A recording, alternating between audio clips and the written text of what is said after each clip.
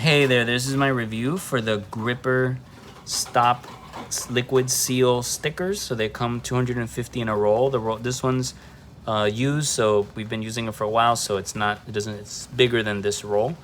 But these are great stickers if you're going to be sealing anything that can spill liquid, shampoo, conditioner, some kind of bottle.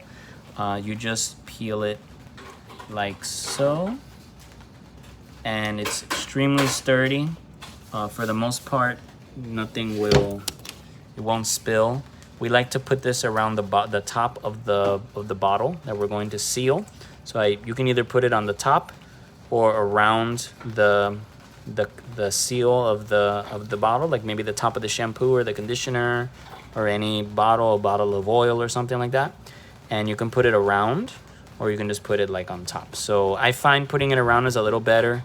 Really seals it in. Sometimes if you put it on top, this part might get a little loose, and then it'll do this, and then it'll just peel off, and then it could pop.